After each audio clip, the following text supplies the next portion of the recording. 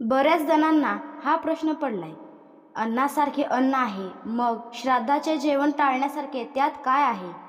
श्राद्धाचे जेवण हे फक्त त्या विशिष्ट आत्म्यासाठी बनवलेले असते.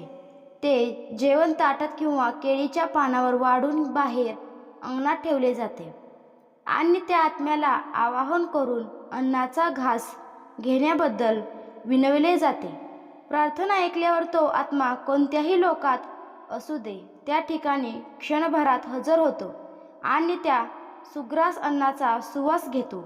आत्म्याला देह नसल्यामुळे तो ते अन्न भक्षण करू शकत नाही. मनोमन कोशात त्याची सूक्ष्म इंद्रिये असतात. त्या इंद्रियांनी तो ते अन्न पाहतो, त्याचा सुवास घेतो आणि तृप्त होऊन आपल्या इहलोकातील नातलगांना आशीर्वाद देऊन निघून जातो. आत्मा निघून गेल्यावर इतर पक्षी, विशेषतः कावळे, ते अन्न भक्षण करतात.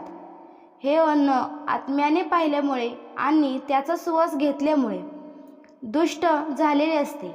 आत्मा हा इतर मितीतून आलेला असतो, त्यामुळे अन्न दूषित होणे स्वाभाविक आहे.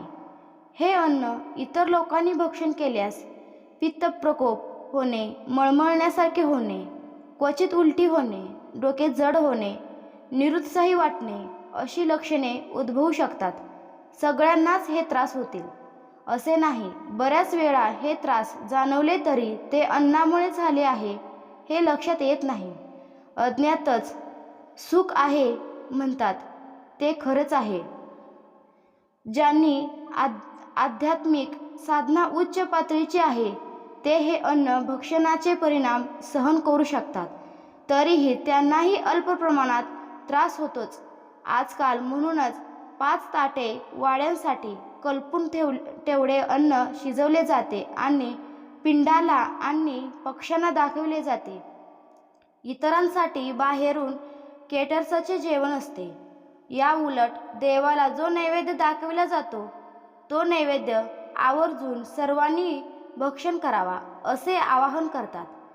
त्या अन्नावर देवाची सूक्ष्म नजर पडलेली असते, त्यामुळे ते अन्न खूप पवित्र होते.